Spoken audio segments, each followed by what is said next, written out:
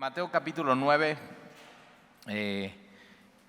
y vale la pena recordar que hoy son elecciones y como cristianos tenemos pues, ser buenos ciudadanos, y vale mucho la pena ir a votar, poder orar y decir: Señor, pues usa mi voto para tu soberanía. Y es eso, Dios ya sabe qué va a pasar, Dios ya sabe quién va a ganar. Es más, la Biblia enseña que Él coloca a los gobernantes y Él ya sabe los diputados y los senadores y todo eso.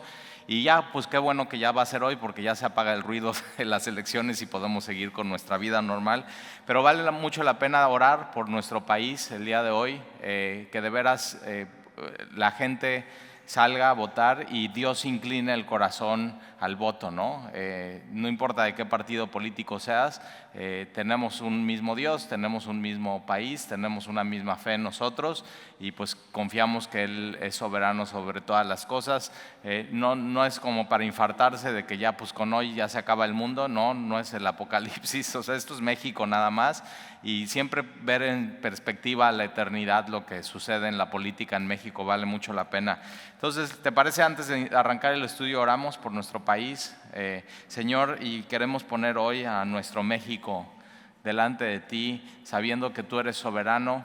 Te pedimos que tú inclines, Señor, el corazón de los mexicanos, de nuestro pueblo que tanto amamos, a decidir, Señor, lo que tú quieres que suceda hoy.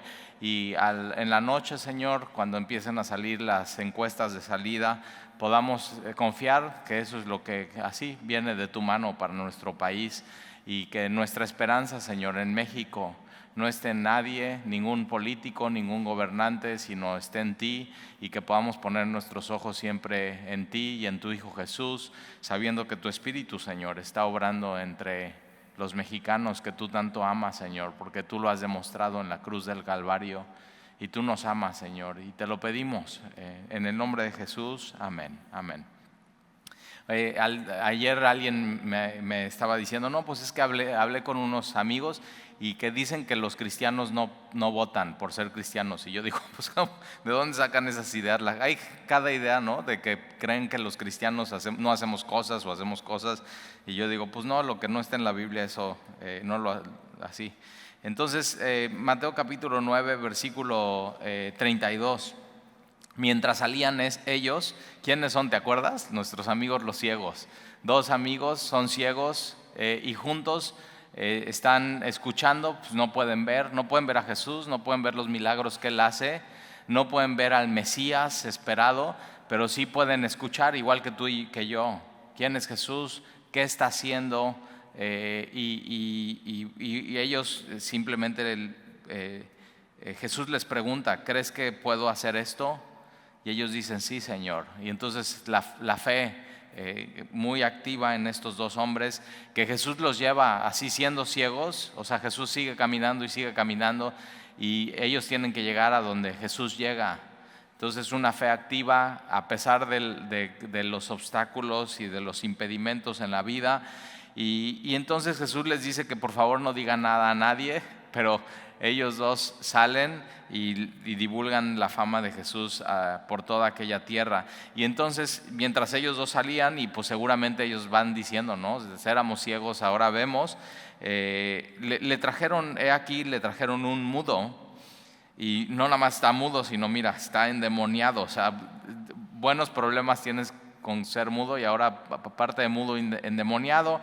Y en esta época se creía que un demonio podía darte ciertas cosas físicas. Entonces, pues posiblemente la raíz de su problema era eso, que estaba endemoniado. Ahora, la tradición de los exorcistas, había una escuela de exorcismo de los judíos, y solamente ellos podían echar fuera demonios, pero la tradición de los exorcistas judíos que echaban fuera demonios era que tú, para echar fuera un demonio, tenías que saber el nombre del demonio. O sea, tenías que ir con la persona que está endemoniada o poseída por el demonio, y tenías que tú, como judío exorcista, sacarle el nombre al demonio. O sea, ¿cómo te llamas? ¿No? Y Jesús lo hace, y Y acuérdate de esa vez que Jesús pregunta y dice, somos legión, o sea, somos muchos. Ahora, ojo, siempre los demonios son mentirosos, es el príncipe de las mentiras, es Satanás.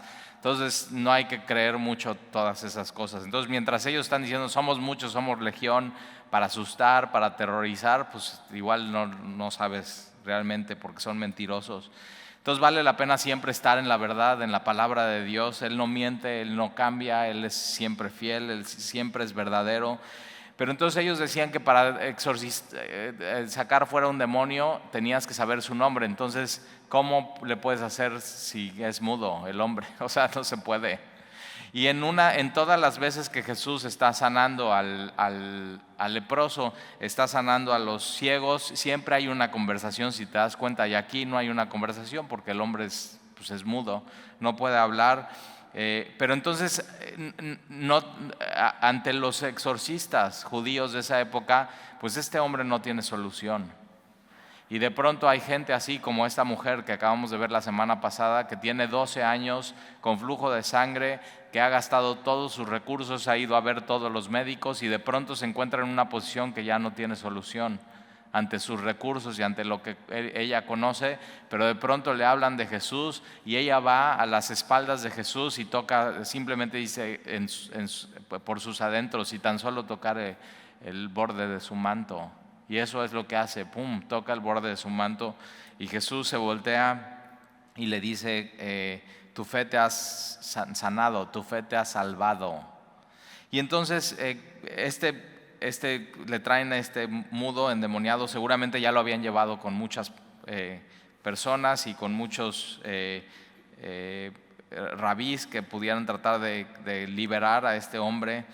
Y una de las cosas que vemos es que Jesús está cumpliendo la profecía de Isaías, que iba a dar vista a los ciegos, que iba a liberar a los oprimidos, ¿no? Hablando de estos, de los endemoniados, que los cojos iban a poder caminar. Y entonces quien está realmente poniendo atención está diciendo, órale, Él es el cumplimiento de las profecías. Todas las profecías del Antiguo Testamento se cumplieron absolutamente todas en Jesús. Él es el Hijo del Hombre, Él es el Hijo de Dios, Él es el Mesías esperado, Él es el Todopoderoso, Él es el Jehová de los ejércitos. Y entonces le traen este endemoniado, versículo 33, y echando fuera el demonio, el mudo habló. Y la gente se maravillaba y decía, nunca se ha visto cosa semejante en Israel. O sea, sí, ningún judío, ninguno que exorcizaba podía hacer estas cosas. Y sí, Jesús es Jesús es este hombre, pero Dios hecho hombre, y ninguno hay igual que Él. No, Jesús no tiene comparación.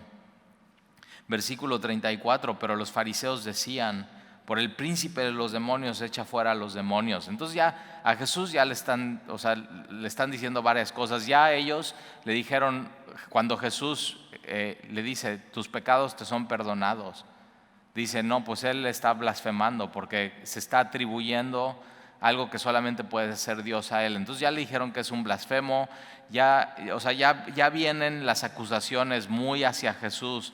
Y aquí lo que le dicen es, no, pues él, si él pudo hacer esto que nadie ha hecho, lo hizo es satánico eso.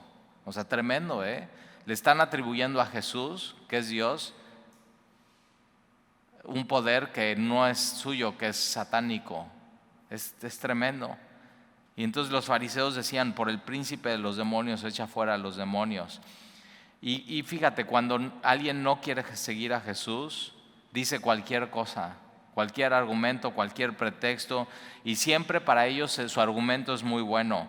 Y tienes que tener cuidado porque, o sea, cualquier argumento que tengas contra Jesús simplemente no es válido.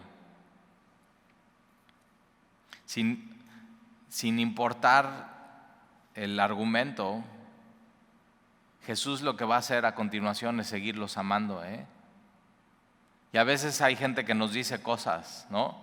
Que nos hieren, que nos duelen, que son falsas, así como Jesús. y tenemos que aprender a ser más como Jesús. Y Jesús lo que hace con estos hombres que le están diciendo, no, pues eres un mentiroso, eres un fraude, no lo estás haciendo por el poder de Dios, lo estás haciendo por el poder de Satanás, y así muchos argumentos. Jesús lo que va a hacer a continuación es seguir teniendo compasión de ellos. Y una de las cosas que tenemos que hacer es más como Jesús, es por más argumentos que tengan contra nosotros, eso, por ser cristianos, porque Dios ha cambiado nuestra vida, porque así tenemos que seguir amando a las personas. Y entonces fíjate lo que sucede en el versículo 35. Recorriendo Jesús, ahora esta palabra recorriendo es Jesús se mueve. O sea, a pesar de lo que le están diciendo y los argumentos y lo doloroso que podría ser, ¿no? O sea, te imaginas así que escriban en tu Facebook, no, pues eres un blasfemo, tu rollo es satánico, así tú, o sea, ¿qué onda? Dices, no, pues ya, tiro la toalla, ya no voy a amar a nadie, ya. No, o sea, Jesús lo que sigue haciendo, se sigue moviendo y sigue haciendo lo que tiene que hacer. Entonces, si de pronto tú has recibido argumentos de gente así que duelen y que te hace, síguele. O sea, no, que eso no te tiene que detener. Y entonces versículo 35, recorría Jesús todas las ciudades y aldeas, enseñando en las sinagogas. Esta palabra enseñando me gusta mucho porque es didáctico. Él está siendo didáctico y Jesús es muy didáctico. Su palabra es muy didáctica. Y entonces Él está enseñando en las sinagogas de ellos y predicando el evangelio del reino. Esta palabra, una cosa es enseñar, ser didáctico, y la otra cosa es predicar, que es ser un heraldo, anunciando las buenas noticias del reino de los cielos. Y una de las cosas que Jesús está diciendo es: arrepiéntanse porque el reino de los cielos se ha acercado. Ese era su llamado, Juan el Bautista. Jesús sigue siendo nuestro llamado hoy. Y entonces está predicando el evangelio del reino. Y es dos cosas que hacemos aquí en Semilla, lo mismo que Jesús hacía, enseñando y siendo lo más didácticos posible que podamos, no solamente aquí en el púlpito los domingos y los miércoles, sino en los discipulados. Navegantes es muy didáctico, te enseña, te guía, así te pone tus líneas, tienes que ir a buscar tu Biblia, pero también en los salones con los niños. Y hoy así van a ver eso. Jesús te manda a construir tu vida sobre la roca, no la construyes sobre la arena. Y entonces los maestros ponen dos piedras grandes y ponen una casita, y esta casita está así bien bonita parada, y de pronto tienen un poquito de arena que juntaron y ponen la casita en la arena. ¿Y qué crees que hacen? Le echan agua, bien didáctico. ¿Y qué crees que pasa con la casita de la arena? Pues se cae y se destruye. Y la casita de la roca no le pasa nada.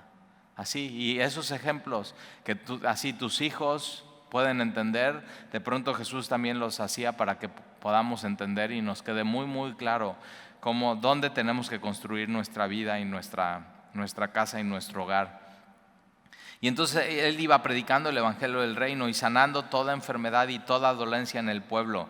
Entonces lo primero que hacía Jesús era enseñar y predicar, y le acompañaban los milagros. Esto es bien importante, ¿eh? Los milagros lo único que estaban haciendo era avalar su enseñanza, su predicación y quién era Él. Y de pronto hay iglesias que lo tienen chueco. Primero son milagros, primero vamos a tener un sábado de gloria, ¿no? Y milagros y milagros y milagros, y yo digo, ¿y dónde está la enseñanza y la predicación? Y no, o sea, lo que vemos en la Biblia es la enseñanza y la predicación es lo número uno, y después los milagros es fruto de eso, de la enseñanza y de la predicación, y simplemente están avalando el mensaje de Jesucristo. Versículo 36, y al ver las multitudes. Cuando tú ves las multitudes, ¿qué ves?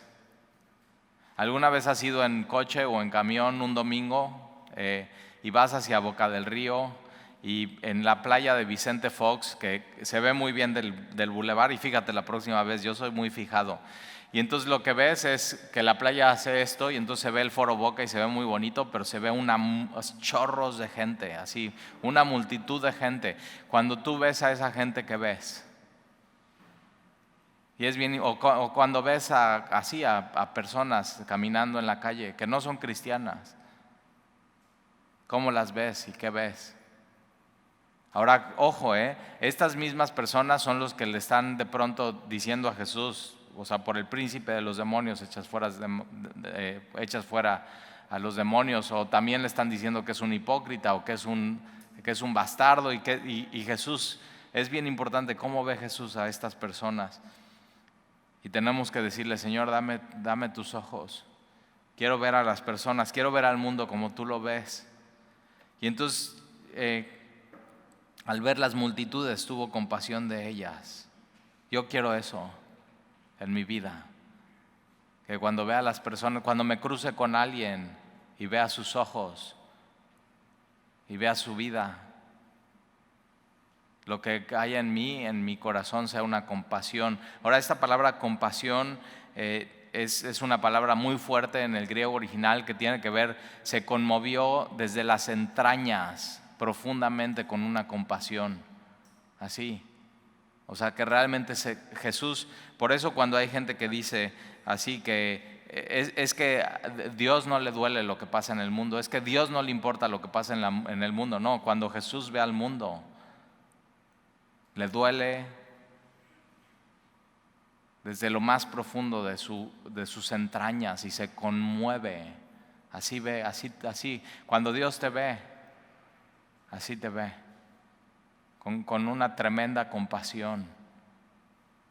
Y yo digo, yo quiero ver eso, así, nunca con desprecio. ¿Te has cachado de pronto ver a alguien con desprecio en tu vida? Nunca con desprecio, nunca con coraje. Ahora, ojo, son los mismos que van a decir al rato: crucifícale, y Él lo sabe. Y Él de todas maneras los ve con compasión. Tuvo compasión de ellas. Ahora, fíjate, dice: porque estaban desamparadas y dispersas. ¿Cómo ve Jesús al mundo sin Dios? Así, un mundo desamparado y disperso, como ovejas que no tienen pastor. Y si no tienes pastor, y no estoy diciendo Talí, tu pastor, porque ojo, yo puedo ser tu pastor y tú no tener a Jesús de pastor, y eso es lo más peligroso. No puedes seguir un hombre, tienes que seguir al buen pastor de las ovejas. Él nunca falla, Él es fiel, Él sí murió por ti, Él dio su vida, Él dio todo. Él derramó su sangre, y un pastor humano nunca va a hacer eso. O sea, justo por eso, y ves en el Antiguo Testamento, ves a Moisés, ves a Aarón, ves a Abraham, Isaac y Jacob, ves a los sacerdotes y siempre se quedan cortos. Lee el libro de Hebreos, porque tenemos un mejor sumo sacerdote. Y eso es lo que es Jesús para nosotros. Por eso lo más peligroso que hay es poner los ojos en un hombre. Tienes que poner tus ojos en Jesús, tienes que poner tus ojos en su palabra. Él mismo tiene que ser tu pastor, porque si Jesús no es tu pastor, entonces estás así, desamparado. Y esta palabra desamparado tiene que ver como a punto de colapsar, completamente cansado, fatigado. Y hay gente así en el mundo, que vive completamente cansado y fatigado y a punto de colapsar, de simplemente su vida sin Dios. Y si tú hoy vienes así, si tú hoy vienes cansado, a punto del colapso, posiblemente es eso, porque no has estado siguiendo al buen pastor de las ovejas. Porque Jesús mismo lo dice: mi yugo es fácil. Ven a mí si tú estás cansado y cargado, porque mi yugo es fácil, y aprended de mí, que soy manso y humilde de espíritu. Y entonces, cuando empiezas a seguir a Jesús y vives tu vida a su ritmo, a su paso, de acuerdo a sus enseñanzas, entonces Él te da descanso. Él te da absolutamente todo lo que tú necesitas. Entonces, esta palabra es desamparado y disperso. Ahora, esta palabra disperso no es: ay, soy bien disperso, se me olvida cada ratito mis llaves. No, esta palabra disperso tiene que ver con abatido o que agarrado y aventado afuera.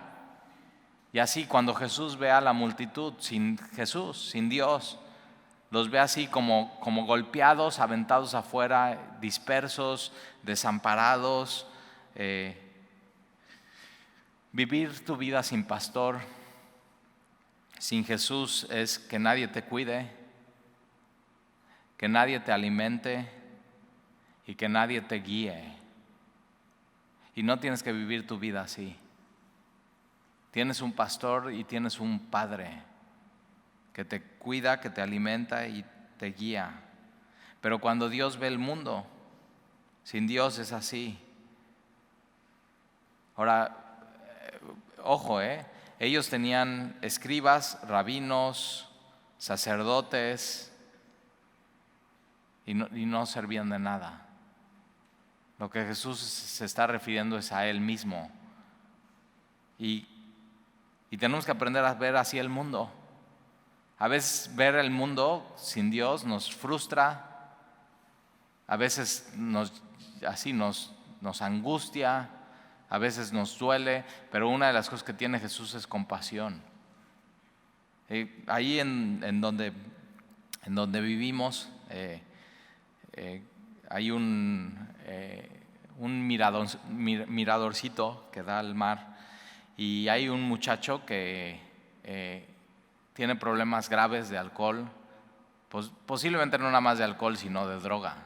O sea, ya lo tengo bien ubicado. Sé su coche, el color de su coche, las placas, todo. Y lo tengo bien ubicado porque siempre a las 11:30 de la noche llega, se para ahí y pone su música a todo volumen. Y yo a las 11 de la noche pues ya estoy dormido. Ahora, cuando sucede eso de sábado a domingo, digo, o sea, que ya fue un mal sábado para mí, una mala noche, y yo digo, tengo que dormir bien, tengo que venir preparado, tengo que dar el estudio. Y entonces de pronto así ya estamos todos dormidos y escucho nada más ya me sé hasta cómo suena su escape. Y suena así, y llega, se para siempre en el mismo lugar, viene bien hasta atrás, o sea, bien hasta atrás, pone su música. Bueno, un día puso una de Fermín y digo, bueno, por lo menos, pero no de las cristianas. Entonces tú sabes qué es eso cuando te pasa algo, cuando todos tenemos un vecino así o alguien así. Y entonces ahí estoy y entonces me paro, bajo y nada más estoy viendo, y yo así, nada más así, digo, con la mirada lo quiero matar al muchacho. Y de pronto digo, ¿qué haría así? ¿Cómo ve Jesús a este muchacho? Y digo, Señor, dame tu compasión por él. Y entonces en vez de estar así pensando, o sea, ya que venga una ola y se lo trague, así cualquier cosa, o que de plano, he pensado cosas, digo, ¿cómo le hago? O sea, ¿cómo le hago para que nada más ya deje de molestar? Y es eso. Y para mí, ¿qué es ese muchacho? Es una molestia. ¿Y para Jesús qué es?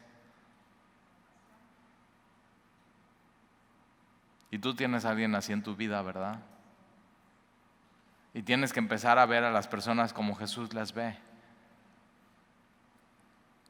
Desamparadas y dispersas.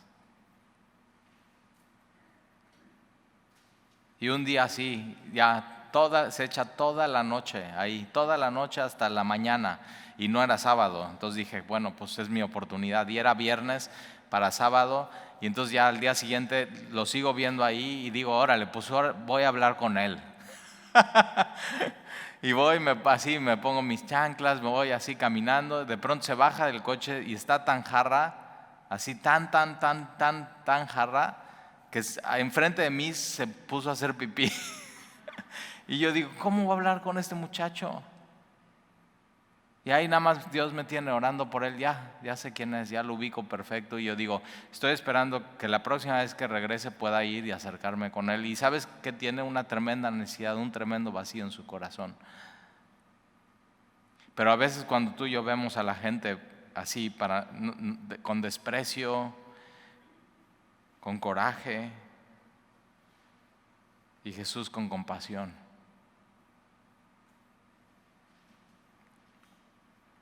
Y queremos ser eso, una iglesia llena de compasión por las personas desamparadas y dispersas, como ovejas que no tienen pastor. Versículo 37, entonces dijo a sus discípulos, a la verdad la mies es mucha. Fíjate cómo ve Dios el mundo, no como un problema, sino como una cosecha ya lista para recoger. Así ve el mundo a los perdidos, así como ya, listo. Ya nada más es así, pon tu mano y ya, ¡fum!, recoge eso, ya. Y eso es de Dios. Así ve Dios a este muchacho. Así te vio Dios a ti un día, cuando estabas completamente perdido, sin pastor, no sabías ni siquiera que eras una oveja y que necesitabas ser alimentada y cuidada y sanada, y que necesitabas estar en el redil como otras ovejas como tú.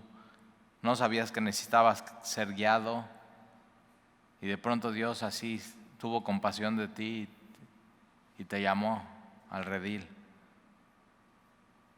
Y entonces dijo a sus discípulos: a la verdad la mies es mucha, la cosecha ya está lista, mas los obreros pocos. ¿Por qué son los obreros pocos? Porque hay poca gente que ve a la gente con compasión.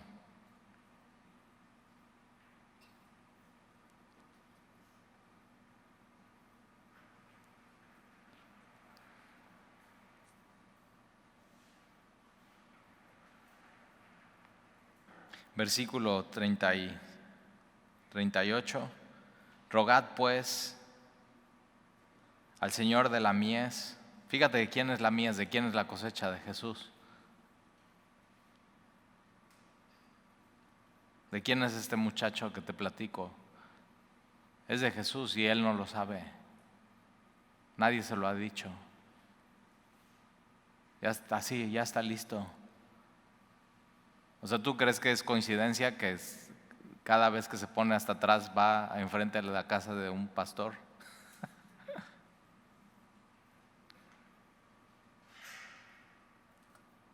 Rogad pues al Señor de la mies que envíe obreros a su mies.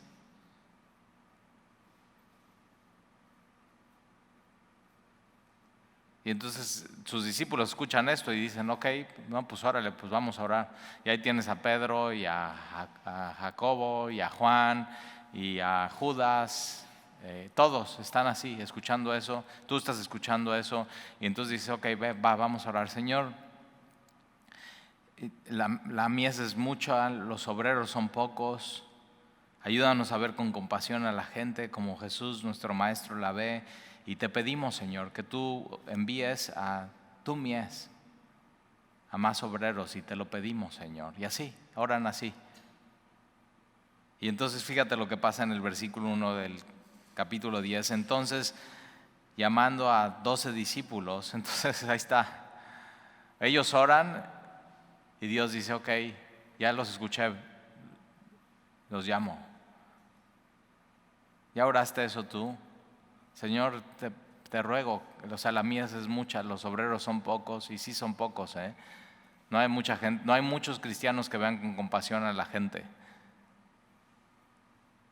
Entonces te pido, Señor, así, envía obreros a la mies. Y de pronto, conforme tú estás orando por eso, Dios está diciendo: ok, va, y te llama y te dice: órale.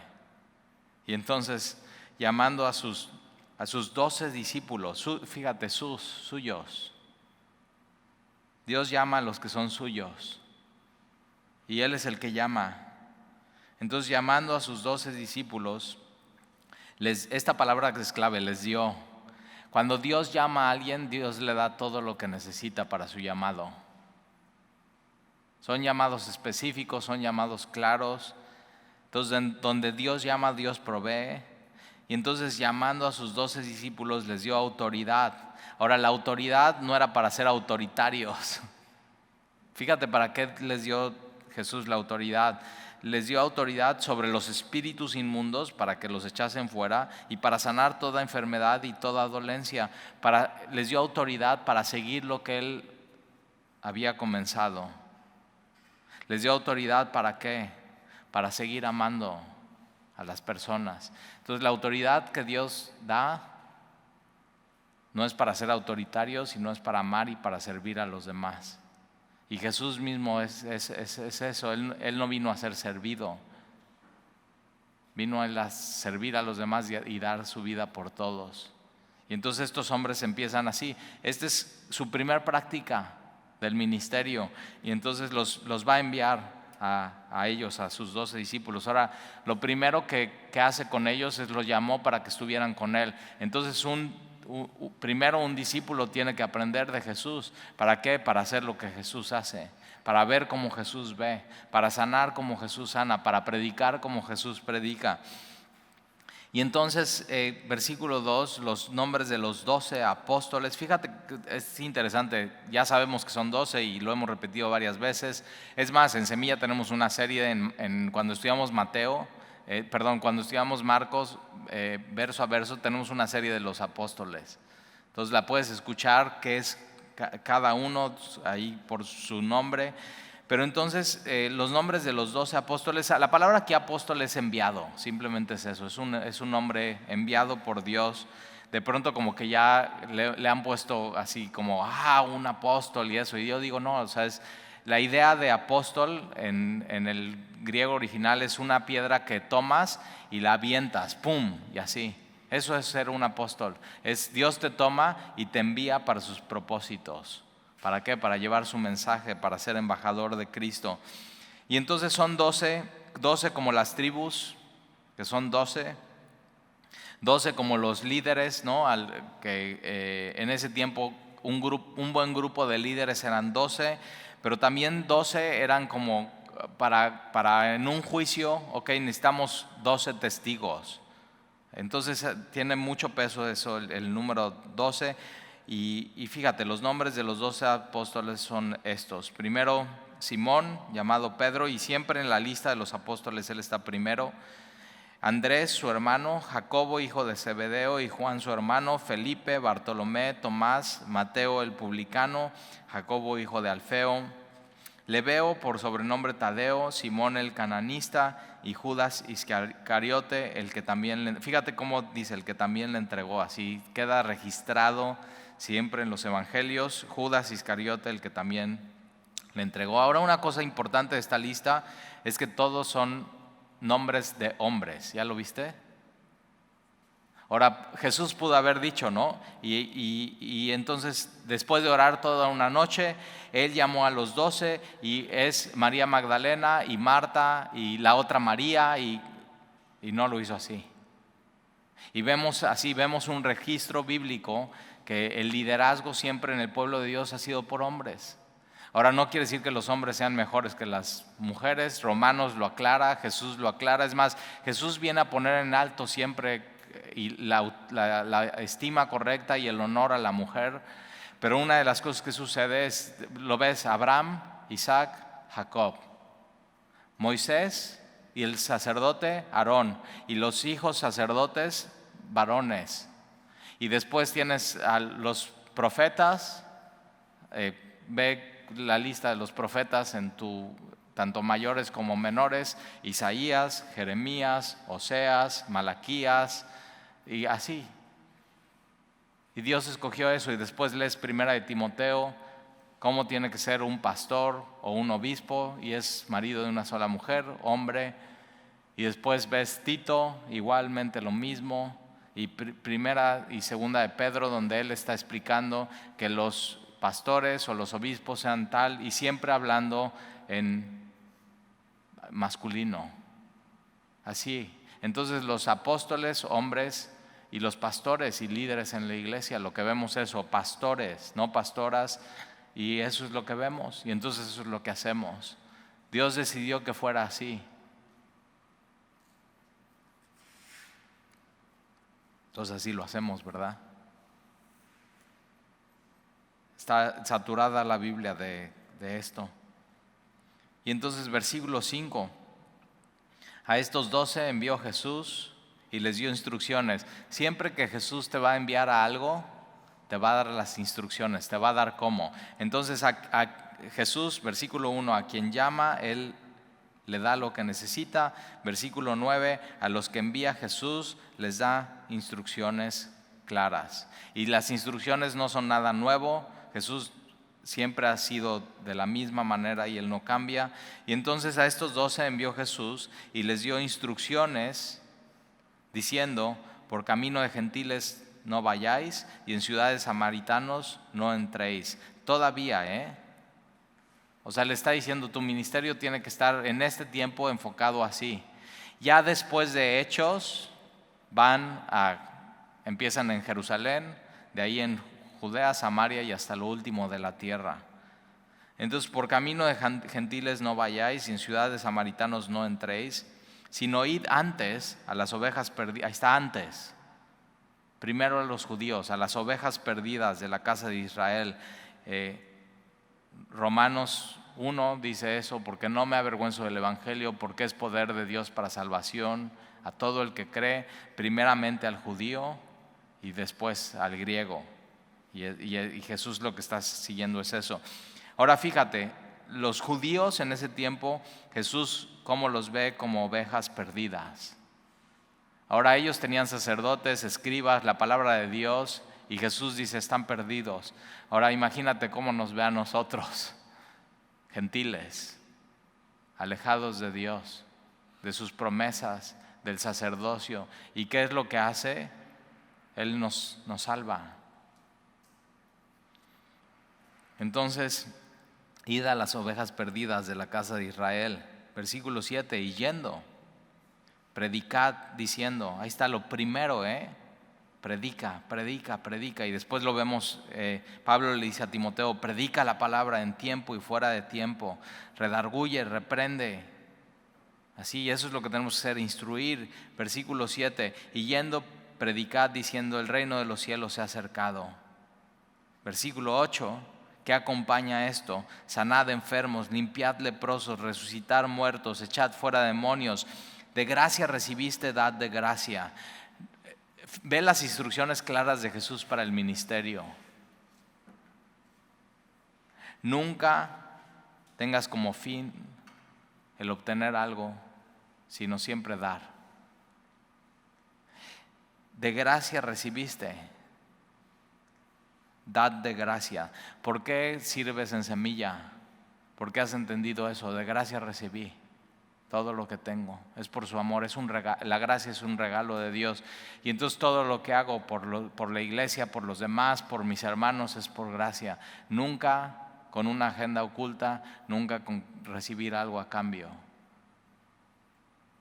¿Por qué das cuando sales en la ofrenda? Porque entiendes eso: de gracia recibí. Y entonces doy de gracia. Es un regalo. De gracia recibiste y dad de gracia.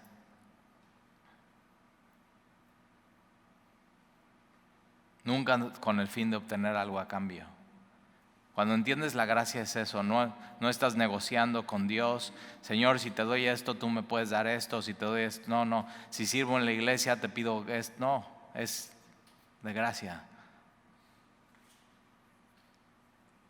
Nunca por ganancia deshonesta. Versículo 9, no os proveáis de oro, de plata, ni de cobre en vuestros cintos. Entonces no lleves nada, ni de alforja para el camino, no lleves una maleta. Fíjate, Dios no, así cuando Él te llama y te quiere enviar, no puedes: ay no Señor, todavía no preparo bien mi maleta. O sea, todavía me falta esto, no, es que creo que necesito más esto, necesito más plata, oro, cobre, necesito más esto, necesito ir al seminario bíblico, no. Y Jesús está diciendo: no lleves nada. Mira, para el ministerio, para servir a Jesús, nada de lo tuyo sirve. Cuando Él te llama, Él te va a equipar con todo lo que tú necesitas. Entonces confía en Él. Entonces te das cuenta, nunca puedes retrasar eso. Cuando Él te llama, ya. Y por eso Jesús dice: no te lleves oro, ni plata, ni cobre, ni alforja para el camino, ni de 2 túnicas, o sea, nada más lo que llevas puesto, ni de calzado, ni de bordón, porque el obrero es digno de su alimento.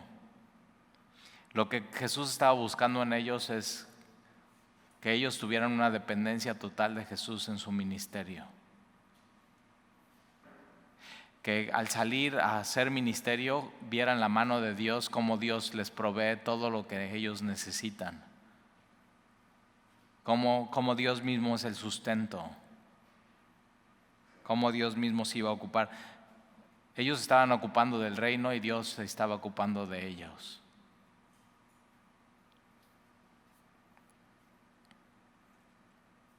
Versículo 11, mas en cualquier ciudad o aldea donde entréis, informaos quién en ella sea digno y posar ahí hasta que salgáis. Entonces, lo que Jesús está dando es instrucciones, es cuando llegues a la ciudad, no estés buscando, no, pues cuál es la mejor casa, dónde preparan el mejor mole o el café. No, o sea, cualquier ciudad, ve la que es digna y en la primera quédate, ya, ahí se van a instalar para predicar el evangelio del reino y ahí posa y hasta que salgas, no te estés cambiando, no te estés mudando, no pierdas tiempo.